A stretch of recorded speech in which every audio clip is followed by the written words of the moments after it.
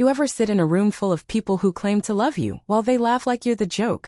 It was Tessa's engagement dinner, crisp white tablecloths, flickering candles, champagne towers, and enough fake smiles to drown in. I stood at the edge of the room, holding a gift bag I couldn't afford and wearing a borrowed pair of heels that pinched my toes raw. She floated toward me in that silk dress, looking like everything I wasn't: polished, admired, adored. "Soraya," she sang like we were still close. "I'm so glad you made it. Did you bring a +1 or just Milo?" "Just Milo." Like he was a dent in the paint. I smiled. Small. Tight. Controlled. "Just Milo." She turned before I finished the breath. 6 months before that night, she'd made a joke at a baby shower. "Soraya collects diapers and bad decisions." Everyone laughed. So I laughed too, because sometimes if you don't laugh with them, they'll eat you alive. But that night, that dinner. Tessa raised her champagne glass, tapped it delicately with a fork. Silence felt like glass shattering in slow motion. Her eyes, emerald, ruthless, flicked right to me. "I just hope I never end up like some people, single with a kid at 30. Boom. Laughter. Loud. Unapologetic.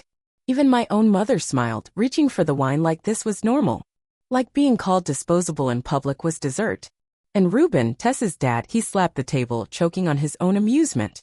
"Men don't want used goods," he barked. "You can't trade in a dented car and expect full price." They laughed harder. I sat still. Face hot. Stomach in knots. Napkin twisted in my lap like a lifeline. "My name is Soraya Vale. I'm 32. I'm a mother. I work 2 jobs. I survive on caffeine, freelance gigs, and the sheer will to not let my son see me break." And that night, in a room full of people who once held me as a baby, I became their punchline.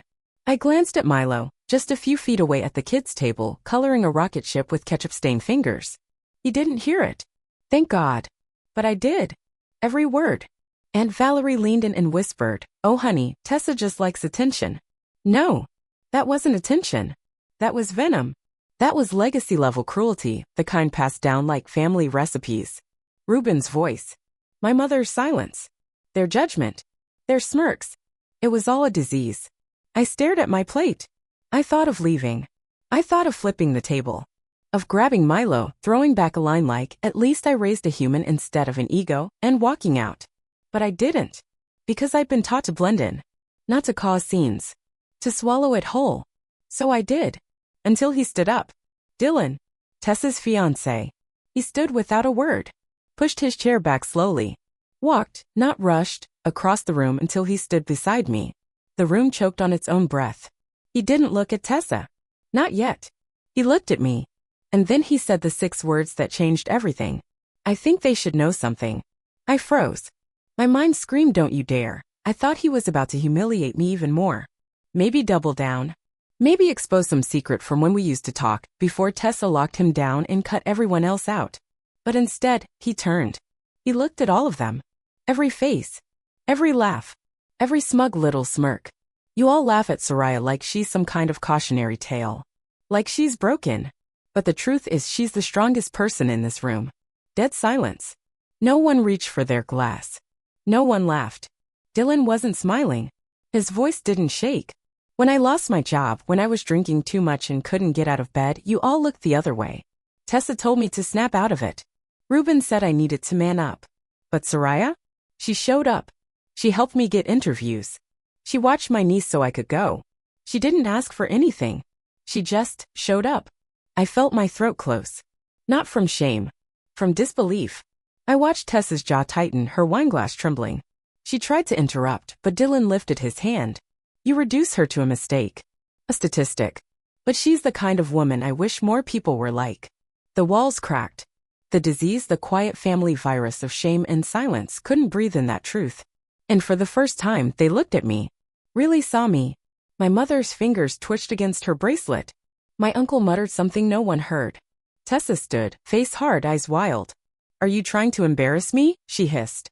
"You did that on your own," Dylan replied. I looked at Milo. Still drawing.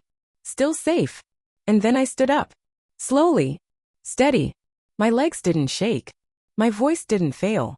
"I think we're going to head out," I said. No one stopped me. No one dared. I walked past Dylan, who didn't reach for me, just nodded. "You were seen. You mattered. You weren't wrong to stand tall." Outside, the air felt different. Not colder. Cleaner. Milo ran ahead, waving his little rocket ship in the air like a flag. He had no idea what I just survived. But I did. They wanted me to feel ashamed, to leave broken.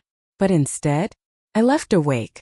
And that was the first time I knew they'd regret making me the punchline, because I was going to turn their cruelty into kindling and burn their illusions down. When you leave a room like that, you expect the anger to hit first. But for me, it was silence. The kind that crawls inside your skin and asks questions you're not ready to answer. Not yet. I didn't cry. Didn't scream. Didn't even slam the door when we got home. I tucked Milo into bed, kissed his forehead and told him I was proud of him. For what, he asked. For just being you, I whispered. And when the door clicked shut behind me, I sank to the floor. Still in that stupid dress, my body aching from smiling too long, my soul aching from years of playing nice. The next morning my phone exploded. Missed calls. Blocked numbers. One message from my mother. We'll talk when you calm down. When I calm down. Not I'm sorry. Not they were wrong. Just more of the same. Keep quiet. Keep still. Keep small. But something had shifted in me. And I knew it wasn't going back. I hit rock bottom that week. Not dramatic, not loud, but quietly devastating. I was late on rent. The sitter bailed. And my boss at the diner cut my shifts to make room for the summer hires. By Friday, I was juggling an online freelance job at 2 a.m. while Milo coughed in his sleep from a summer cold. I hadn't eaten since lunch. My wrists were sore. My mind was louder than the apartment. What if they're right? What if I am used up? What if I've already failed? What if this is all I'll ever be? The girl with the kid and no ring. I stared at my reflection in the dark kitchen window. Hair a mess. Eyes hollow. And something inside me cracked, not like breaking but like hatching. No more. No more asking for scraps. No more flinching under their spotlight. Let them watch me fall. I was going to rise anyway. And not politely this time. 3 days later, Dylan messaged me. Just one line. I meant every word. I didn't answer. Not at first. I didn't know how. Didn't know if it was sympathy or something else. But that night, after Milo was asleep and the dishes were stacked in the sink, I texted him back. Why did you really stand up? His reply came instantly. Because you were the only one who ever showed up for me. And because I'm not marrying Tessa. I read that message 5 times. Not because I wanted him. Not because I needed saving. But because I finally wasn't crazy. Someone saw what I saw. The rot behind the glamour. The cruelty behind the lipstick. The way that family worshipped perfection but buried pain alive. He saw it. And he was stepping away from it. The next week I changed everything. Cut my hours at the diner. Pitched myself to 3 new clients online. Started a parenting blog. Raw, unfiltered, unapologetic. The first post? Used goods. A memoir of their favorite punchline. It went viral. Women flooded the comments. This is me. I've been that girl. Thank you for saying it out loud. I hadn't expected that. I hadn't expected to matter outside of their shame. But the truth? It was contagious in the best way. And once I started telling it, I couldn't stop. Then came the invite. From Tessa. A handwritten envelope. Gold ink. My name spelled perfectly.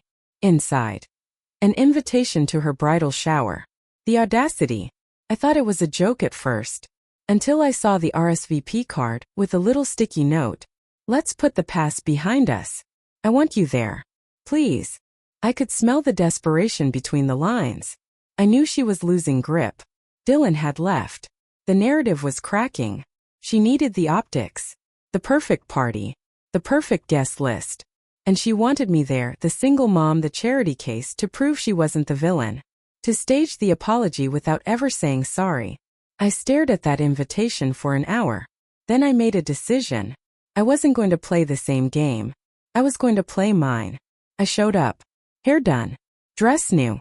Confidence real. Not because I wanted their approval, but because I wanted them to feel the shift. To know I didn't need their table.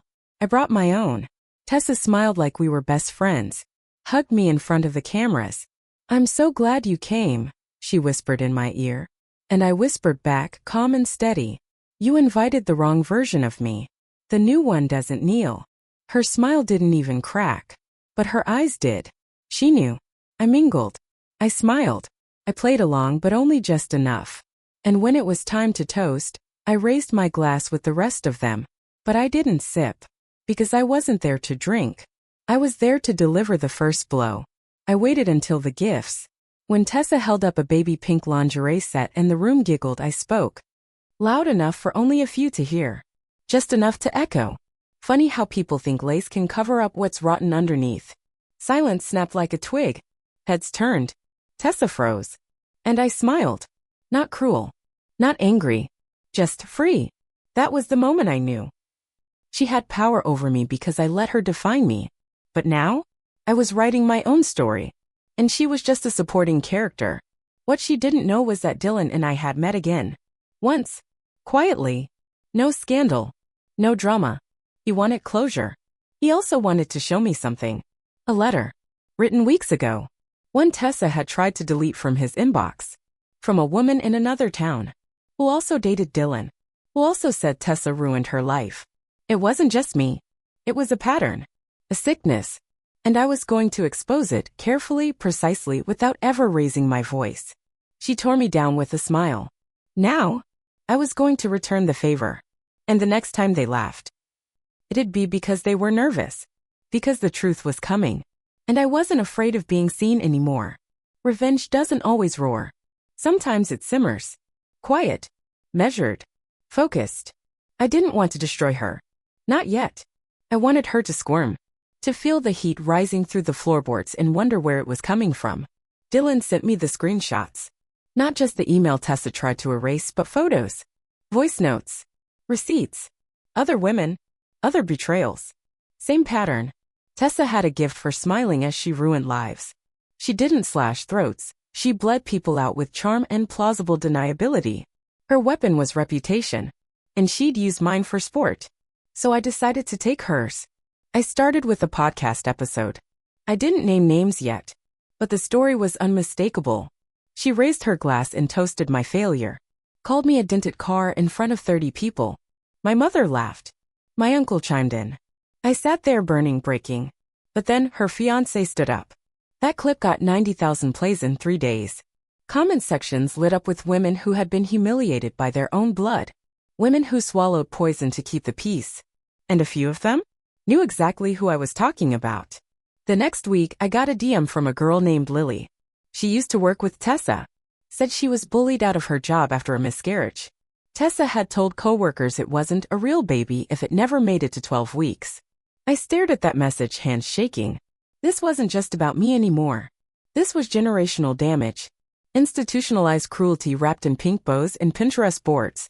So I started collecting names. Stories. Proof. I wasn't making noise. I was building a case. Meanwhile, Tessa tried to salvage her image. She posted candid reels of her volunteering at shelters. Talked about women's empowerment on TikTok. Even tagged me in one of her posts, some faux cheesy quote about strong single moms with a caption that read, "To all the Sorayas out there, keep going." Oh, I was going. Just not in the direction she thought. I finally told Dylan what I planned to do. I didn't know him that. But I respected that he'd stepped up once when no one else did. I met him in a park early morning. Milo was climbing a rocket-shaped jungle gym behind us. I'm releasing the story, I said. All of it. He didn't flinch. Want help? He asked. No, I said. Just clarity. Then you have it, he said. She'll never see it coming. But she did. Because I made sure she did. The bridal rehearsal was 3 weeks later. Yes, she still went through with the wedding planning. With another guy. A plastic-faced lawyer named Bryce who looked like he called his mother twice a day and had no spine of his own. I wasn't invited. Obviously. But I showed up anyway. Not to the dinner. That was too easy. I waited outside the venue holding a manila envelope. Inside, screenshots, emails, testimonials. The dossier. I handed it to Bryce's sister, a woman with sharp eyes and a firm handshake. Make sure he sees this, I said. She opened it. Read the first page. And didn't even ask questions. Just nodded. The next morning, the wedding was postponed. The venue's deposit was lost. Vendors weren't refunded. Tessa's carefully curated online presence fell suspiciously quiet. She blocked me on everything. Too late. The podcast episode had hit 500K. BuzzFeed picked it up. Then Reddit. Then one of those reaction channels with a million subscribers. I didn't name her. I didn't have to. She was exposed without ever hearing me say her name aloud. That's the thing about truth. It has its own gravity. Then came the part one didn't expect. My mother. She showed up to my apartment. Unannounced. Holding a Tupperware container and a bottle of wine. You busy? She asked. I stared at her like a ghost had knocked. She stepped inside without waiting. Sat at the table like she belonged there. And for once, didn't talk. She just listened. To all of it. The blog. The podcast. The messages. The stories of other women. The story of me. She cried. Really cried. I let them hurt you, she said. Because I thought silence was survival. But it was surrender. I didn't forgive her then. But I heard her. Sometimes healing comes with the sound of a mother saying what she never could before. The next morning I got a message from Tessa. No subject. Just a sentence. You won. I stared at it for a long time. Not because it made me feel victorious. But because she still didn't understand. It wasn't about winning. It was about surviving out loud. It was about standing in the middle of a room that tried to shame me into silence and saying no. I won the moment I stopped explaining myself. The moment I realized revenge wasn't a scream. It was a reckoning. But then, just when I thought it was over, I got an email. From Dylan. We need to talk. It's about Milo. My stomach dropped. Every nerve lit up. I didn't know what it meant. But I knew this wasn't over. Not even close. When someone says we need to talk, it's about your son. Your body forgets how to breathe. I stared at Dylan's message like it was a grenade. I waited 2 hours before answering. Not because I didn't want to know, but because I already knew. Somewhere deep in my bones, under the survival instincts and the late nights and the self-blame, I knew there was a rot that went deeper. We met at a coffee shop. Neutral territory. Bright. Loud. Safe. He was already there when I arrived. No coffee. Just sitting. Jaw tight. Hands folded like he was holding something sharp inside. Just say it, I told him. He looked up. His eyes, those same eyes that once cut through a room of cowards to stand beside me, were dimmer now. Regretful. But focused. I think Milo might be mine. I didn't hear the first few words that followed. My ears were ringing. My brain screaming. What? No. No. I knew who Milo's father was. Knew the timeline. Knew the disaster of it. It was a mistake I paid for in full. But Dylan? No. Except I remembered. One night. A year before Tessa had even mentioned him. He and I had gone to a party. We were friends then, real friends. He was spiraling. I was lonely. It was messy. One night. We never talked about it again. I counted months. Then counted again. Milo had his eyes. Why now? I asked. Dylan didn't blink. Because I heard Tessa talking to her mother on speaker. She mentioned something about how lucky she was that no one ever knew. That you never questioned it. That you wouldn't dare. I couldn't breathe. She knew. He nodded. She did the math. Right after the dinner. And she said if the truth came out, it would ruin everything. So I did a DNA test behind her back. He slid an envelope across the table. Sealed. I didn't touch it. I didn't need it. I already knew. I went home that night and stood over Milo's bed while he slept. His little chest rising and falling. The room filled with stars from the projector he loved. A little rocket ship spinning across the ceiling. He was mine. All mine. But now I knew Tessa had known too. And she had let me become the joke at that table. Let them call me used goods. Let her father degrade me. Let her own fiancé spiral into depression while sitting on the secret. She didn't just ruin reputations. She rewrote lives. Silently. Carelessly. This wasn't about revenge anymore. This was war. And I wasn't fighting to humiliate her. I was fighting for the truth. For my son. For myself. For every woman who had ever been branded a mistake while someone else walked away spotless. I opened the envelope. It was official. Dylan Hart was Milo's biological father. I didn't call him. I called a lawyer. And then I called my mother. Told her everything. She didn't gasp. She didn't judge. She just sat there. Then softly, do what you need to do, baby. So I did. 2 days later I served Tessa. Defamation. Emotional distress. Fraud. And with Dylan's signature. a petition for paternity acknowledgement and shared custody agreement. She tried to deny it. Said it was just a maybe. Said it wasn't legally actionable. But the paper didn't lie. The timeline didn't lie. And the court of public opinion? Already on fire. My podcast exploded again. This time with a follow-up. The cousin who made me a joke knew the whole time that my child might be her fiancé's. She let it burn just to stay pretty in the pictures. People lost their minds. BuzzFeed updated their article. TikTokers did breakdowns. Hashtag Justice for Soraya started trending. Tessa's brand deals dropped her. Her backup wedding got cancelled. The internet was divided but loud. And my inbox was full of women saying, "I believe you. I lived this. Thank you for burning it down." I met Dylan again. Not at a park this time. At the courthouse. We didn't hug. Didn't cry. We just nodded. "We're going to raise him right," he said. Damn right we are. He wasn't asking for redemption. He was asking for responsibility. That was all I ever wanted.